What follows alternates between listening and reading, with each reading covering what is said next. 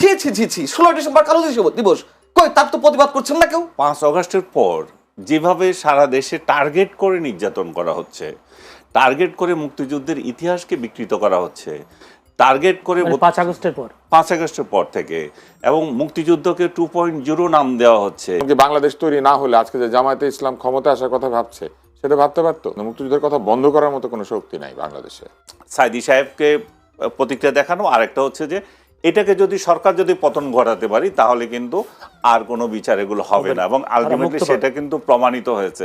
বাংলাদেশের অনেক দল আছে যারা ক্ষমতায় গেলে পরে এই কথাগুলি বলা যাবে না এই জন্য যে আসলে তাদের কার্যক্রমের ভিতর দিয়ে তারা এক ধরনের মুক্তিযুদ্ধ বিরোধী অবস্থানকে সুস্পষ্ট করেছেন।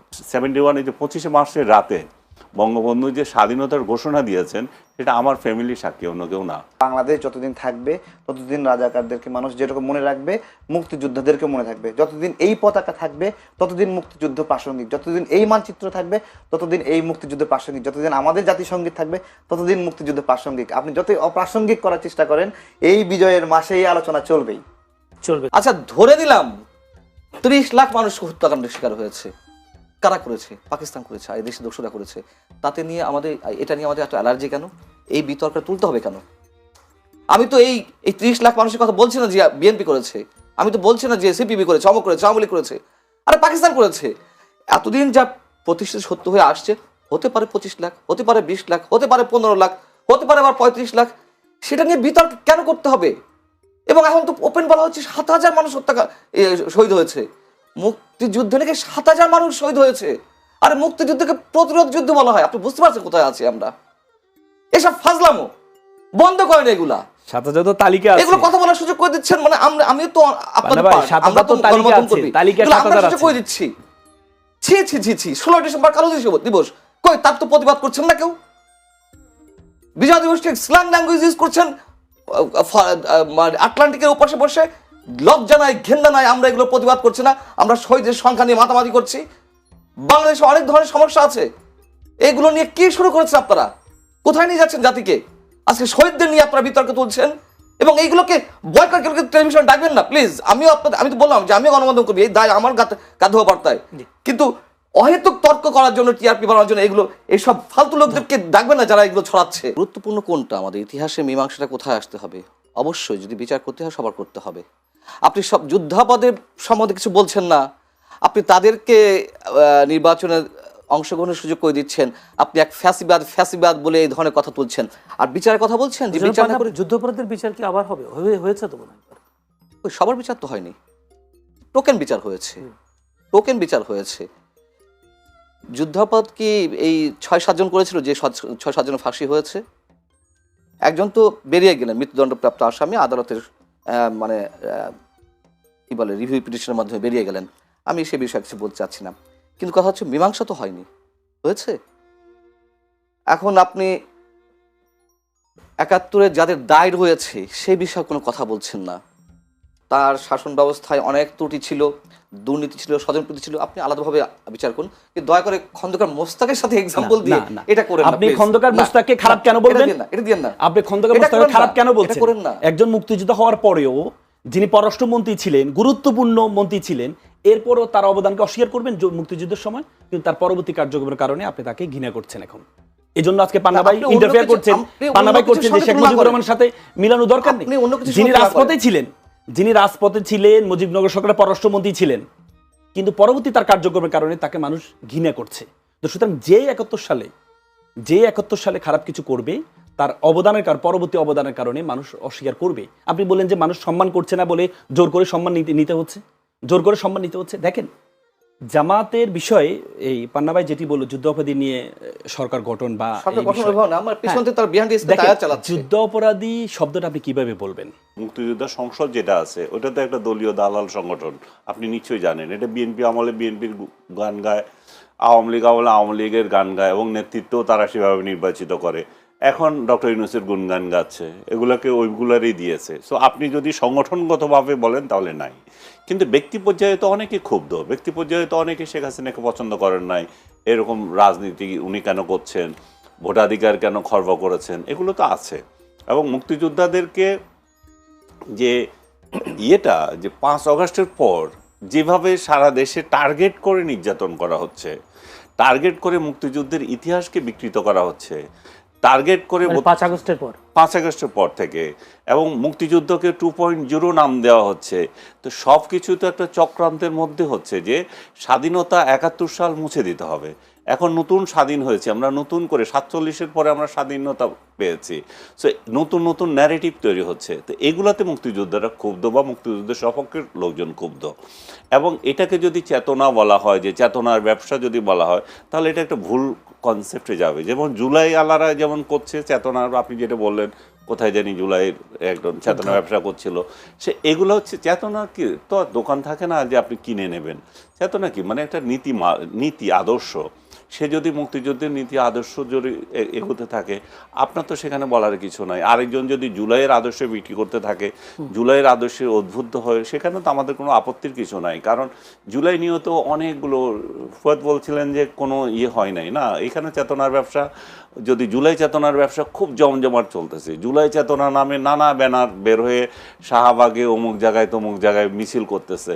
যত মানে জুলাইয়ের পরে যত অপকর্ম, যত মব সংস্কৃতির সাথে জড়িত, সবগুলো কিন্তু জুলাই নাম দিয়ে হচ্ছে। জুলাই ছাড়া কি কোনো একটাও হয় নাই। এখন লোকজন বলতেছে যে আওয়ামী লীগ যে জুলাই চেতনা বিক্রি করেছে, মুক্তিযুদ্ধের চেতনা যে বিক্রি করেছে, দ্যাট ওয়াজ রাইট। কারণ এখন দেখা যাচ্ছে যে 5 আগস্টের পরে দেখা যাচ্ছে যে আওয়ামী লীগ ছাড়া মুক্তিযুদ্ধের চেতনা নিয়ে কেউ কথাও বলে না। বিএনপি আজ মুক্তিযুদ্ধের একটা দল, সেখানে একজন শহীদ প্রেসিডেন্ট জিয়াউর রহমান বাংলাদেশের স্বাধীনতার ঘোষক বলা হয়, কিন্তু তার দল মুক্তিযুদ্ধ নিয়ে কোনো কথা বলে না। মুক্তিযোদ্ধাদের অপমান নিয়ে, বঙ্গবন্ধুকে অপমান নিয়ে, 32 নম্বর ভাঙ্গা নিয়ে তারা কোনো কথা বলে না। তারা বরং রুমিন ফারহানা তো আর দলীয় না, এটা তো দল থেকে বলছি, যেমন দল যে আফল করা, যে বঙ্গবন্ধু স্বাধীনতা চান নাই, যে লোক জীবনের সিংহভাগ কাটিয়ে দিলেন এই দেশকে স্বাধীন করার জন্য, তিনি স্বাধীনতা চান নাই। উনি ওই রাতে পালিয়ে গেছেন। ওই রাতে উনি খুব ভালো করে জানেন যে আর্মিরা কাকে চায়। আর্মিরা যদি উনাকে না পায় এদেশে কেমন ম্যাসাকার করবে, ওনার বলা বহুবার বলেছেন।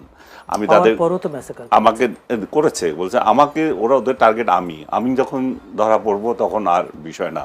আর উনি যদি পালিয়ে যেতেন তাহলে পাকিস্তান এই ন্যারেটিভ তৈরি করতে, যে দেখো ভারত এটা করছে, ভারত থেকে আমাদের এই হচ্ছে মুজিব হচ্ছে ভারতের চর, এইভাবে, যেটা এখনো এরাও বলে মুজিব হচ্ছে ভারতের চর, এভাবে এরা এখনো মানে দুঃখে ফেটে যায়, ওদের কলজা ফেটে যায় যে কীভাবে এই সোনার পাকিস্তান থেকে আমরা, পাকিস্তান থেকে আমরা আলাদা হয়ে গেলাম। সে এদের এরা এই যে যারা 2.0 স্বাধীনতা, তো এইটা নিয়ে নতুন করে কিছু বলার নাই। শুধু আমি একটা সংশোধনী দিতে চাই ওয়াদকে নিজে জানার জন্য। এই যে 71, এই যে 25শে মার্চের রাতে বঙ্গবন্ধু যে স্বাধীনতার ঘোষণা দিয়েছেন, সেটা আমার ফ্যামিলি সাক্ষী, অন্য কেউ না। আমার চাচা, উনি চিটং ছাত্রলীগের নেতা বখতিয়ার উদ্দিন চৌধুরী, উনার নেতা হচ্ছেন জহুর আহমেদ চৌধুরী। রাত 12টার পরে তারা মাইকিং করেছেন রিক্সা নিয়ে, বলে যে তোমরা যাও, বঙ্গবন্ধু স্বাধীনতা ঘোষণা করেছে। এটা রাত 12টার পরে এটা তারা সারা চিটং শহরে মাইকিং করেছে, বঙ্গবন্ধু স্বাধীনতার ঘোষণা দিয়েছেন। এখন এটা কিভাবে দিয়েছেন, এটা ওহি থেকে পাইছেন না পাইছেন সেগুলো আমি জানি না, বাট উনি দিয়েছেন। এবং পরের দিনের ইন্টারন্যাশনাল পত্রিকাগুলোতে বঙ্গবন্ধু স্বাধীনতা ঘোষণা দিয়েছেন, এগুলো তো আছে, এগুলো তো ডকুমেন্টেড। এগুলো নিয়ে তর্ক করার সময় ব্যয় করা, তাজউদ্দিন আহমেদের ডায়েরি, তো তাজউদ্দিনের ডায়েরি কি না আছে, কে কীভাবে প্রকাশ করছে, তাজউদ্দিনের কি, সেটা নিয়ে আমি করবো না। আমি যেগুলো আমি দেখছি, আমারগুলো আমি দেখছি, আমি আমারগুলো বলতেছি, আমার ব্যক্তিগত অভিজ্ঞতা থেকে বলছি, আমার সংবাদপত্রের ইতিহাস থেকে বলছি। কার ডায়েরিতে কে কি গল্প লিখলো সেটাতে আমি যাচ্ছি না। আরেকটা হচ্ছে যে আমি যেটা বলতেছি যে আর আইন শৃঙ্খলা পরিস্থিতি আমাদের, মানে ও বলছে যে এমন পরিস্থিতি তৈরি হয়েছে যে মানে শেখ হাসিনা, মানে শুনলে মনে হয় যেন শেখ হাসিনা কত বছরে এই দেশটাকে ধ্বংস করে দেখেছে, কিছুই করে নাই। আমাদের যে এই সরকারের অনেক উপদেষ্টা যে বলে আমরা এটা পেয়েছি, আমাদের এটা ভিত্তি এত স্ট্রং, আমাদের অর্থনৈতিক ভিত্তি এত স্ট্রং, আমাদের ওই অর্থ উপদেষ্টা বারবার বলে থাকেন, মনে হয় যেন এগুলা মিছা কথা। এবং ডক্টর ইউনূস ধ্বংসস্তূপ থেকে উনি 71-এর স্বাধীনতা যুদ্ধের পরে, মানে 72-এ ক্ষমতা নিয়েছেন, ক্ষমতা নিয়ে এখন এমন একটা বানাচ্ছেন যে কিছু, এই দেশ তো কিছুই ছিল না, আর্মি ছিল না, ইয়ে ছিল না, উনিই বানাচ্ছেন সব কিছু, তাতে হয়ে গেছে। আমরা যেটা ছিল সেটাই চাচ্ছি এখন, এর আগে যেটা ছিল জনগণ সেটাই চাচ্ছে। এর আগে যে আইনশৃঙ্খলা পরিস্থিতি যা ছিল, বাজার করে যে বাজার থেকে খেতে পারছে সেটাই চাচ্ছে। এর আগে যে পরিস্থিতি ছিল বা নিজের বাড়িতে শান্তিপূর্ণ ঘুমানোর যে অধিকার সেটাই চাচ্ছে। আমরা এই সরকার যদি কিছু কাজ করে থাকে, গুম এবং খুন তো হচ্ছে, অহরহ হচ্ছে, গুমের যে বিষয়টা ছিল, গুম কালচার, যেটা যে আয়নাঘর কালচার, এটা ছাড়া, এবং ক্রস ফায়ার, দু একটা হয়েছে ক্রস ফায়ার এবং গুম ছাড়া এই সরকারের আর কোনো দৃশ্যমান কোনো কাজ নাই। ধ্বংস কত প্রকার এবং কি এই সরকারের আমলে মানুষ উপলব্ধি করছে। সমাজকে যে টুকরা টুকরা করে দিয়েছে, একজনের ভাই লাগাচ্ছে, রাজনৈতিক ঘরে ঘরে রাজনীতি লাগিয়ে দিয়েছে, এই সরকারই সব করেছে। এখন এই বলছিলেন যে গতকালও একটা অর্গানাইজেশন দিয়েছে যে ৭৮% তার সরকারের মানে প্রশংসায় মানুষ উচ্ছ্বসিত।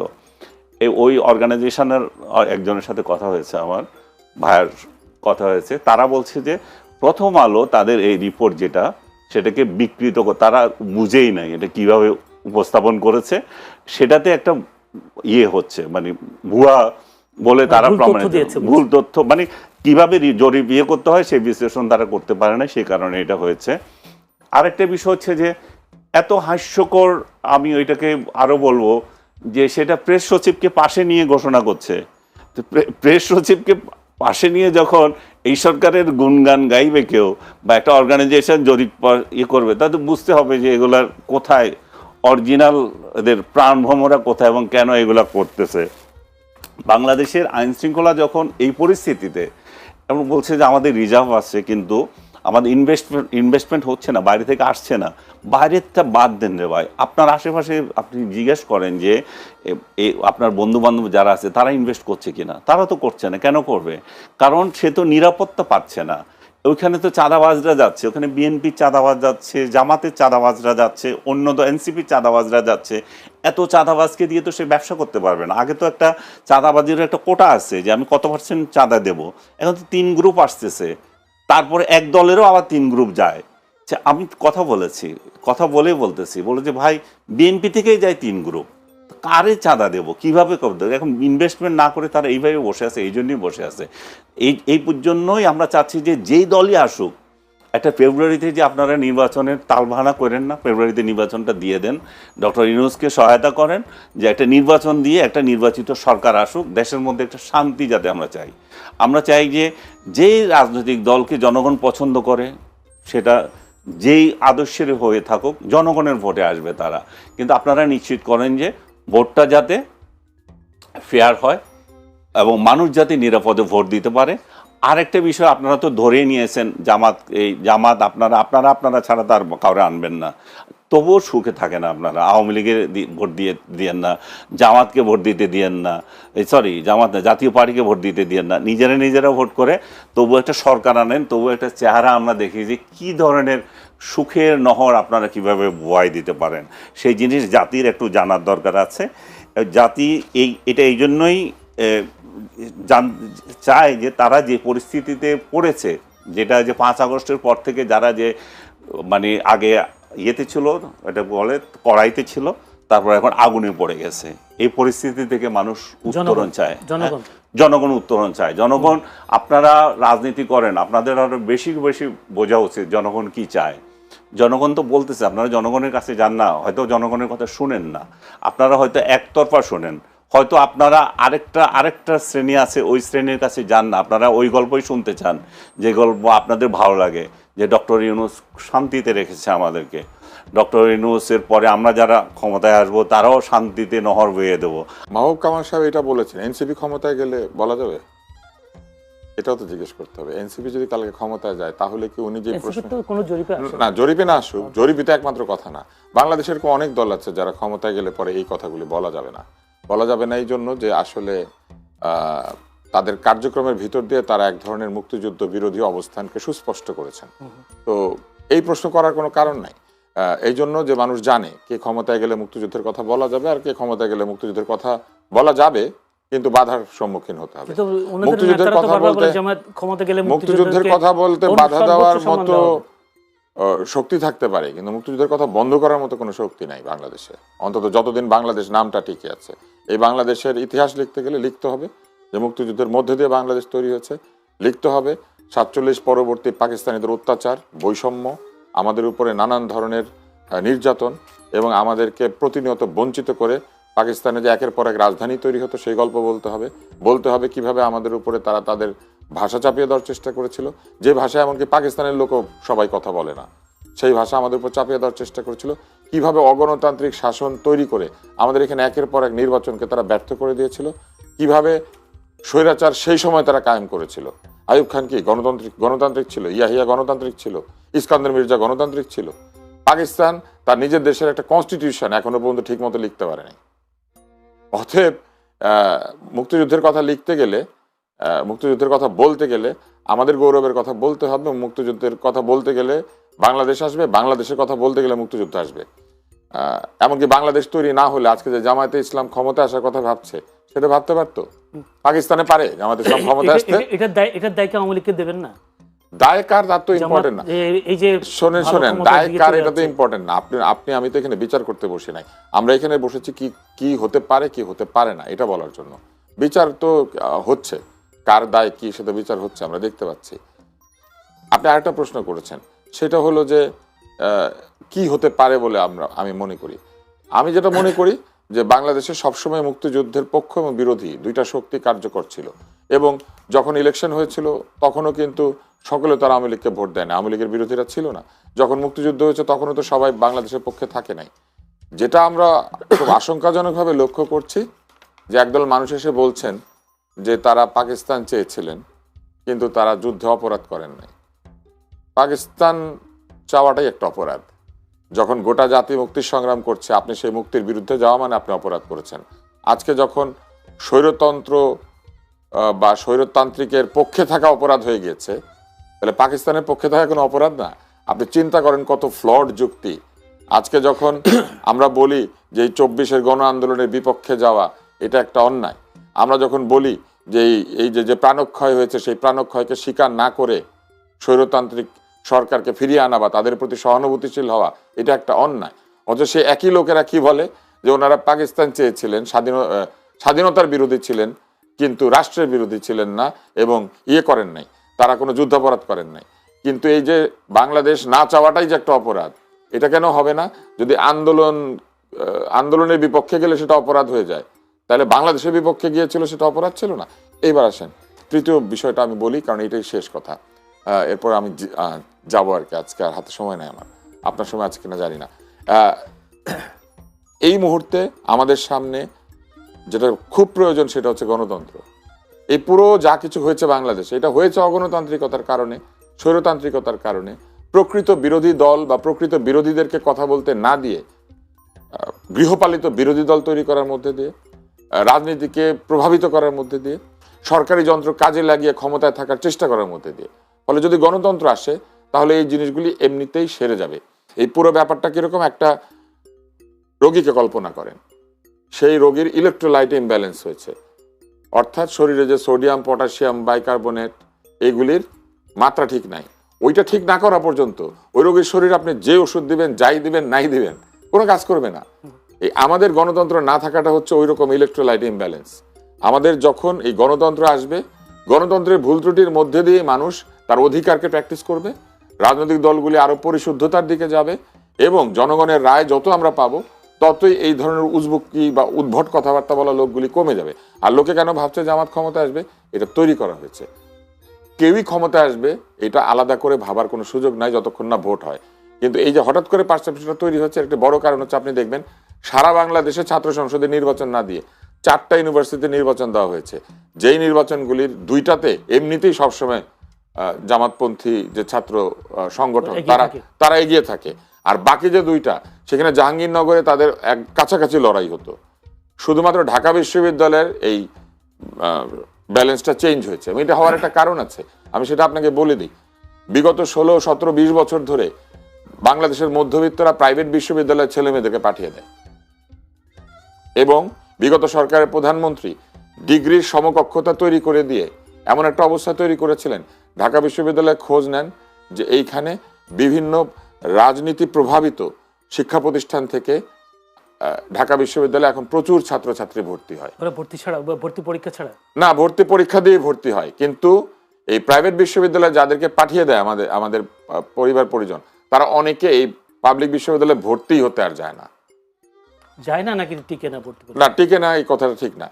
যারা পরীক্ষা দেয় তারা মেধার ভিত্তিতে টিকে, কিন্তু আপনি খেয়াল করে দেখবেন এই ডিগ্রি সমকক্ষতা তৈরি করে দেওয়ার কারণে একটা বিরাট সংখ্যক লোকজন সেখানে পরীক্ষাও দিতে পারছে এবং তারা সেখানে ভর্তি হচ্ছে, এবং সেই কারণে এই ব্যালেন্সটা চেঞ্জ হচ্ছে। পরীক্ষা দিতে পারার সুযোগ করে দেওয়া, তো সেজন্য তো পরীক্ষা করে দিতে পারার সুযোগ আর একটা ডিগ্রি সমকক্ষতা করা এক না। পরীক্ষা দেওয়ার সুযোগের জন্য আপনি ডিগ্রি সমকক্ষতা করার আগে এইটার ক্যালিব্রেশন করেছেন, ওইখানে কি পড়ানো হয় এখানে কি পড়ানো হয় সেটাকে সমকক্ষতায় নিয়ে এসেছেন। একই বই পড়ে, একই রকম শিক্ষা ব্যবস্থা, সকালবেলা উঠে একদল স্কুলে গিয়ে সবাই পিটি করে আর আমার সোনার বাংলা গান গায়, আরেক জায়গাতে সোনার বাংলা গান গাইলে পিটায়। আপনি যদি ডিগ্রি সমকক্ষ করে দিলেন, ওনার তো জননী হওয়ার শখ হয়েছিল, উনি জননী হয়েছেন, জননী হয়ে তো এখন উনি অন্য দেশে আছেন, আর এইখানে এইরকম একটা ইমব্যালেন্স তৈরি করে দিয়েছেন। উনি তো একটা দুইটা জননী হন নাই, মানবতার জননী হয়েছেন, তারপরে কওমের জননী হয়েছেন, নিজের দলের লোকজনের জননী হয়েছেন, রোহিঙ্গাদের জননী হয়েছেন। কোনো উদ্দেশ্য ছিল নিশ্চয়ই, কি ছিল উনি জানে। জি, একটা প্রশ্ন হয়তো আপনাকে, শেষ প্রশ্নটা করে দিচ্ছি আপনাকে। এই আপনি বেশ দেখলাম টক শোতে বেশ উত্তেজিত, ফেসবুকে আপনাকে অনেকে রিফাইন্ড আওয়ামী লীগ বলে ট্যাগ দেয়, আপনি কে বলে ওদেরকে জিজ্ঞেস করুন। না, ট্যাগ কেন দেয় আপনাকে? ট্যাগ কেন দেয় ওরা জানে। আমি যদি এখন আপনার একটা গালি দিই, আপনি সেটা হয়ে যাবেন না, অবশ্যই আমাকে জিজ্ঞেস করতে হবে আমি আপনাকে কেন গালি দিয়েছি। যারা আমাকে ট্যাগ করে তাদেরকে জিজ্ঞেস করেন, এখানে নিয়ে আসেন তাদেরকে। মানে আপনি, আর আমি উত্তেজিত হই নাই, আমি যেটা দরকার উপযুক্ত জায়গাতে উপযুক্ত কথা বলেছি। উত্তেজনা আর কাউকে প্রকৃত কারণে ধমকানো দুইটা এক না। আপনার আব্বা আম্মা আপনাকে কোনোদিন ধমকায় নাই? উত্তেজিত হয়েছিল? আপনি প্রাপ্য ছিল, আপনাকে ধমক দিয়েছে। আমি বাবের বয়সে আমি ধমক দিয়েছি। আচ্ছা, মানে ধমকটা দিয়েছিলেন? হ্যাঁ দিয়েছি, আবার দিব, এবং আপনি যদি এখন এরকম করেন আপনাকেও দিব। আমি ধমক নিতে রাজি আছি। তো এই জন্য আমি মনে করি যে বেওয়ালসের জরিপ থেকে বরং আমাদের অন্য মেসেজ নেওয়া উচিত। সেটা হচ্ছে একটা বিরাট সংখ্যক ভোটার এখনো আওয়ামী লীগকে ভোট দিতে চায় এবং সেই ভোটের পার্সেন্টেজটা যথেষ্ট। একটা বিরাট সংখ্যক ভোটার এখনো পর্যন্ত বলছে না কাকে ভোট দিবে, আবার আরেক দল লোক বলেছে যে তারা সিদ্ধান্তই নেয় না কাকে ভোট দেবে। অর্থাৎ এখানে দুই ধরনের ইনফরমেশন আছে। একদল বলেছে জানি কাকে ভোট দেবো কিন্তু আপনাদেরকে বলবো না, আরেক দল বলেছে আমরা ডিসাইড করি নাই কাকে ভোট দেবো। ফলে এই নন ডিসাইডেড ভোটার এবং decided but not disclosing voter, এদেরকে যদি যুক্ত করেন তাহলে 47% লোক চুপ করেছিল এই জরিপে, কিন্তু 47% লোক চুপ করে আছে। ওইখানে বিএনপির ভোট আছে না, প্রতিদ্বন্দ্বী জামায়াত ইসলামীকে আওয়ামী লীগ ভোট দিবে এরকম একটা বিশ্লেষণ না। এটা যদি কেউ মনে করেন এটা কারণ মনে করতে বলেছেন পারেন যে স্থানীয় বিএনপির কর্মীরা যেহেতু সাবেক আওয়ামী লীগ সমর্থকদের সঙ্গে কঠোর আচরণ করেছেন বলে জানা গেছে, আওয়ামী লীগ সমর্থকদের অনেকেই জামায়াতকে কম খারাপ বিকল্প হিসেবে নিতে পারে। আওয়ামী লীগের ভোটাররা, এরকম একটা আওয়ামী লীগের ভোটাররা ঠিক এইরকম না যে তারা তাদের দীর্ঘদিনের যে আদর্শিক অবস্থান সেটাকে জলাঞ্জলি দিয়ে শুধুমাত্র কেউ তাকে মার দিবে না সেই জন্য তাকে ভোট দিবে, ব্যাপারটা এরকম না। আর আওয়ামী লীগের অনেক তো টাকা দিয়ে এলাকায় এসেছেন এরকম খবর, সেটা একজন দুইজন 100-500 লোকের সাথে হতে পারে, একটা দলের সাথে করা খুবই কঠিন। আর আরেকটা বিষয় হচ্ছে যে 71 সালে যারা হত্যার সাথে জড়িত ছিল যে দল, সেরকম একটি দল এখন বলছে আমি তোমাদেরকে মারবো না, কতটুকু তাদেরকে বিশ্বাস করা যাবে সেটা তো চিন্তা করতে হবে। কেননা আওয়ামী লীগ তো বিচার করে তাদের নেতাদেরকে তো তার আওয়ামী লীগ রীতিমতো ফাঁসিতে মৃত্যুদণ্ড দিয়েছে। তো তাহলে আওয়ামী লীগ যদি বিশ্বাস করে যে তারা এসে তাদেরকে কিছু করবে না, করতে পারে। কিন্তু যদি আপনি যৌক্তিকভাবে চিন্তা করেন তাহলে আওয়ামী লীগ কখনোই জামাত বা এনসিপিকে ভোট দিবে না, হয় তারা ভোট দিতে যাবে না, আর যদি যায় তাহলে বিএনপি অথবা জাতীয় পার্টিকে ভোট দিবে। তো আওয়ামী লীগের নেতাকর্মীদের যে ওরকম ভোট থেকে তারা নামে নেয় সেটা আমি বিশ্বাস করি না। তারা এখনও তৃণমূল পর্যায়ে শেখ হাসিনার জন্য তারা নিবেদিত প্রাণ। আমি এমন লোক খুবই কম দেখছি যে এত বদনামের পরেও শেখ হাসিনার বিরুদ্ধে এত প্রপাগান্ডা কিংবা এত সত্যতা সব মিলিয়েও তাদের কাছে এটা কিছুই না। তারা বলছে শেখ হাসিনা যেরকম বলছে we don't care, I don't care, তারাও উই ডোন্ট কেয়ার, এবং তারা ওই পদ্ধতিতেই আছে। তারা তাদের নেত্রী কোনো ভুল করতে পারে না, তারা এই আইডিওলজিতেই আছে। মানে তাকে পাত্তাই দিচ্ছেন এরা এটাকে। কালকে থেকেও তো দেখছি আমি কোনো পাত্তা নেই। আমার মনে হচ্ছে বাংলাদেশের ইতিহাসে প্রথম একটা রায় হলো যেখানে যারা এই রায় যে যারা বিবাদী, হ্যাঁ, তারাও হেভি খুশি রায়ে, আর বাদী পক্ষ যারা তারাও খুশি, তারা তো অবভিয়াসলি তাদের খুশি হওয়ার বিষয় আছে। বিবাদী পক্ষ নারাজ না, বিবাদী পক্ষ বলছে যে উই ডোন্ট কেয়ার। এবং তারপরে আর কে আছে, আর বাকি বাকি যারা আছে, রাষ্ট্রপক্ষের বিবাদী ছিল একজন। হ্যাঁ, তো এই দুই পক্ষই দেখি যে এটা তাদের কারো কিছু আসে তিনি যায় না। নারাজ বলেছেন যে যদি এই রায়ে তিনি নারাজ, কিন্তু এমনি আমি যেটা বলতে চাচ্ছিলাম যে বাদী পক্ষ তো অবশ্যই খুশি হবে, তারা জিতেছে, তাদের পক্ষে রায় এসেছে। এবং বিবাদী পক্ষ যিনি আছেন, যার কথা বলতেছিলেন আপনি, আমির হোসেন, উনিও মানে হেসে হেসে মানে বক্তব্য দিচ্ছিলেন, হেসে হেসে বক্তব্য দিচ্ছিলেন। তার মানে হচ্ছে যে উনারও কোনো দুঃখ নেই। আমি বলছি যে ইয়েদের কথা, আওয়ামী সমর্থকদের কথা, তারাও যে তাদের নেত্রীর যে মৃত্যুদণ্ড হলো তাতে তাদের কোনো বোধোদয় না, তাতে কিছু আসে যায় না। তারা জানে এটা একটা ফার্সিক্যাল, তাদের দৃষ্টিতে এটা একটা ফার্সিক্যাল রায়। এটা শেখ হাসিনা যখন ফেরত আসবে, যখন ক্ষমতা বদল হবে, তখন এগুলো চলে যাবে। যে বিষয়টা নিয়ে আপনার কাছে আসবে একটু। কিন্তু আপনি উদাহরণ যেটা দিচ্ছেন সেটা হচ্ছে সাইদির ঘটনা, যে এরশাদ আমলও কিন্তু একই ঘটনা করেছিল, এরশাদের ক্ষেত্রেও সেটাও একই রকম প্রতিক্রিয়া, আহামরি কিছু হয়নি। শেখ হাসিনার ক্ষেত্রে যেটা হচ্ছে সেটাও আহামরি কোনো প্রতিক্রিয়া হবে না, কেন হচ্ছে না? এবং আপনারা এগুলো উদাহরণ দিচ্ছেন জামাতের আমলে যেটা হয়েছিল, জামাতের আমল মানে জামাতের ক্ষেত্রে যেটা ঘটেছিল, যে যুদ্ধাপরাধীদেরকে যখন বিচার করা হচ্ছিল, একের পর এক ফাঁসি হচ্ছিল, তখন এটা ক্লিয়ার বার্তা ছিল এরা আর টিকবে না, এদেরকে ফাঁসি হয়ে যাবে। তো সেই ফাঁসি ঠেকানো একটা ঘটনা ছিল, আরেকটা ছিল সরকার পতন ঘটানো, মরণ কামড় দিতে চেয়েছিল। হ্যাঁ, সরকারকে মরণ কামড় দিয়ে ফেলে দেওয়া। কারণ 14 শুধু একজনের ব্যাপারে, কিন্তু না একজন না, অন্যদের ব্যাপারে এরকম মৃত্যু দেখিনি তো আমরা ভাই। কারো ফাঁসির রায়ের পরে এতগুলো মানুষ, ঠিক আছে, একটা ঘটনা দিয়ে তো তারা বুঝেছে যে পারবে না। এই ঘটনা দিয়ে তারা যখন পরাজিত হয়েছে, তারা দেখেছে যে সরকার পতন ঘটানো এত সহজ না।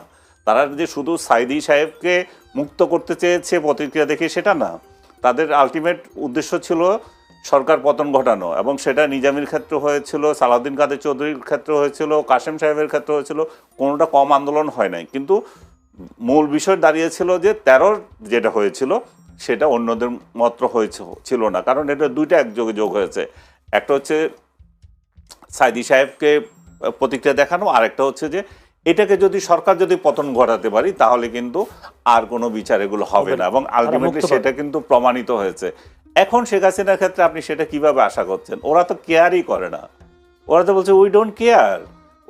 এরা তো খুব ভালো করে জানে শেখ হাসিনার কিছুই হবে না এই ধরনের মামলায়, এই ধরনের রায়তে। কারণ শেখ হাসিনা আছে একটা নিরাপদ জায়গায়, সেই জায়গা থেকে তাকে আনার কোনো সাধ্য কি কারো আছে? এবং বাংলাদেশ যদি আরো 14টা চিঠিও দেয়, ভারত কি এটা কোনো প্রতিক্রিয়া দিচ্ছে? ভারত বলছে নোটেড।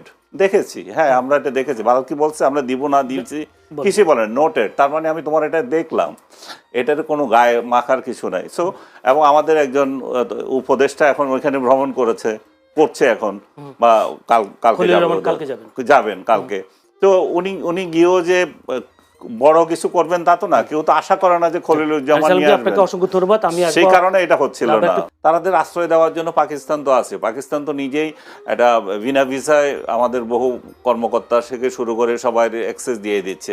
তো তারা তো পাকিস্তানে যেতে পারে, আফগানিস্তানে যেতে পারে, যাদের সাথে সুসম্পর্ক আছে। এবং এই মুহূর্তে 5 আগস্টের পরে আপনি যদি খেয়াল করে দেখবেন, পাকিস্তান থেকে অতিথি আসার একটা বন্যা বয়ে গেছে, পাকিস্তান থেকে শিল্পী আসার একটা বন্যা বয়ে যাচ্ছে। পাকিস্তানের যেই সমস্ত আপনি কি বলবেন যে ডানপন্থী নেতাগুলো, যেগুলো পাকিস্তানের মধ্যেই সন্ত্রাসের উস্কানিদাতা, সেগুলো বাংলাদেশে এসে এখানে আবার সমাবেশ করছে এবং বলছে যে আপনার যেটা তারা পাকিস্তানে যেটা করে থাকে, যে ক্ষুদ্র জাতিগোষ্ঠী অন্যান্য যেগুলো আছে, কে মুসলিম আর কে অমুসলিম, সেগুলো নিয়ে পেঁচাল লাগিয়ে থাকা এবং নিজেদের মধ্যে হিংসা জেহাদ করা এবং একজন আরেকজনকে মারা, তারা সেই সমস্ত আইডিওলজিও বাংলাদেশে ইম্পোর্ট করার চেষ্টা করছে। সো এরকম একটা রাজনীতি যখন বাংলাদেশে চলছে, বাংলাদেশ সরকারের পলিসি যখন এটা, ভারত তো এগুলো নিয়েই উদ্বিগ্ন। তো ভারত, জি, আমি ফুয়াদ ভাইয়ের একটা আলোচনা থেকে শুরু করি। ফুয়াদ ভাই একটা তথ্য দিয়েছে যে 7,000-এর মতো আওয়ামী লীগ রাজাকার ছিল, 2,000-এর মতো বিএনপি রাজাকার ছিল এবং জামাত থেকে সবচেয়ে কম ছিল। আমি 2019 সালের যেই তালিকাটা হয়েছিল, সেই তালিকাতে যেই 10,000, 11,000 যে সংখ্যাটা ছিল, সেই সংখ্যাতে 78 জন জামাতে ইসলামের বেঁচে আছে, সক্রিয় রাজনীতিতে আছে, এরকম আইডেন্টিফাই হয়। সেই সময় জামাত ইসলাম গুজব ছড়ায়, জামাত শিবির, যে তাদের মাত্র 37 জনের নাম পাওয়া গেছে এবং বাকি যারা ছিল তাদের এখানে তারা কোন দল করে এরকম উল্লেখ ছিল না। তো এইখানে 8,000 বলছে ফুয়াদ ভাই এবং 2,000 বলছে বিএনপির। ওই সময় বিডি ফ্যাক্ট চেক থেকে এই তথ্য যে অসত্য, কোনো গণমাধ্যমে আসেনি, সেটা প্রকাশিত হয় এবং এইটাকে ক্রস চেক করে বর্তমান সময়ে এসে দ্য ডিসেন্ট নামে যে জামাতে ইসলামের ওই সময়ের প্রোপাগান্ডাটা এটা একটা গুজব ছিল। আজকে ফুয়াদ ভাই সেই গুজবটাকে আবার এইভাবে বলছেন, যাক মানে আমরা জানলাম বিষয়টা আর কি, এভাবে এটা একটা উত্তর উনি দিবেন, একটা ভুল সমস্যা তথ্য এভাবে দিলেন আর কি। ঠিক আছে, কিন্তু প্রতিনিয়ত তা আমরা আমার রাশিয়ার তথ্য বক্তব্য ওইখানে শুনি। আমরা এটাকে ওইভাবেই বলি যে জামাতের যদি সবচেয়ে কমই রাজাকার হয়, রাগ করেন কেন? রাগ তো করার কথা না, খুশি হওয়ার কথা। ব্যাম পার্টি বাজিয়ে ফুল দিয়ে উৎসব করেন যে জামাত ইসলামে রাজাকার সংখ্যা সবচেয়ে কম, রাজাকারের সংখ্যা নিয়ে। ঠিক আছে, এবং আবারও আরেকটা সংখ্যা নিয়েই ফুয়াদ ভাই জড়িয়ে পড়লেন যে মুক্তিযুদ্ধে নিহতের সংখ্যা 7,000 না কত এরকম একটা সংখ্যা বললেন। কবি আসাদ মে মাসে 1971 সালে তিনি বলেছিলেন যে তার কবিতায় 10 লাখ মানুষ মারা গেছে। এটা শেখ মুজিবের বক্তব্য না। টাইমস 71 এপ্রিলের শুরুতে 1971 এপ্রিলের শুরুতে তারা লিখেছিল 3 লাখ মৃত্যুর সংখ্যা ছাড়িয়ে গিয়েছে। নিউজউইক এপ্রিলের মাঝামাঝি সময়ে 1971 সালের ঘটনায় লিখেছে এপ্রিলের মাঝামাঝি সময়ে 7 লাখ লিখেছে। দ্য বাল্টিমোর সান 14 মে 1971 লিখেছে 5 লাখ নিহতের সংখ্যা। দ্য মোমেন্টো কারাকাস জুনের 13 তারিখে লিখেছে 5 থেকে 10 লাখ নিহত। কারাই ইন্টারন্যাশনাল 28 জুলাই লিখেছে 5 লাখ। ওয়াল স্ট্রিট জার্নাল লিখেছে 23 জুলাইয়ে সংখ্যা 2 থেকে 10 লাখ। টাইমস সেপ্টেম্বরে গিয়ে বলেছে 10 লক্ষাধিক। প্রিয় দর্শক, আসসালামু আলাইকুম, সবাইকে আজকের ভিডিওতে স্বাগতম। তো আজকের ভিডিওটি দেখলেন, আপনাদের কাছে কি মনে হলো সেটা অবশ্যই কমেন্ট বক্সে জানাবেন। আজকের ভিডিও দেখে যা বুঝলাম, জামাতকে ভিডিওর মাধ্যমে ধুয়ে দিলেন রাজনৈতিক বিশ্লেষকরা। তো আপনার কাছে কতটা যৌক্তিক মনে হলো? আমার বেশিরভাগ সাবস্ক্রাইবার দেখা যায় জামাতের নেতাকর্মীরা আছেন, তারপর জামাতের সাপোর্টাররা আছেন। তো আপনাদের মূল্যবান মতামত অবশ্যই কমেন্ট বক্সে জানাবেন।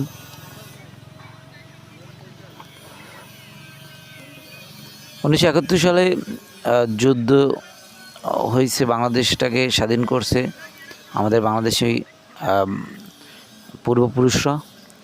তো সেই মুক্তিযোদ্ধার সেই বিজয়কে ধরে রাখার জন্য কিছু রাজনৈতিক বিশ্লেষকরা আলোচনা সমালোচনা করেই যাচ্ছেন। তো আপনাদের কাছে কী মনে হলো? এখন কথা হচ্ছে, পিছনে যা গেছে, সামনের দিনগুলি কিভাবে আমরা ভালো করব। মুক্তিযোদ্ধার চেতনা একদমই বিক্রি করে খাওয়া যাবে না। মুক্তিযোদ্ধাকে কাজে লাগিয়ে অনেক দল তারা মুক্তিযোদ্ধাকে ঢাল বানিয়ে ব্যবহার করছেন। মুক্তিযুদ্ধ ব্যক্তিগত কোনো দলের ছিল না, মুক্তিযুদ্ধ ছিলেন বাঙালি জাতির সবার, দলমত নির্বিশেষে মুক্তিযুদ্ধ ছিল।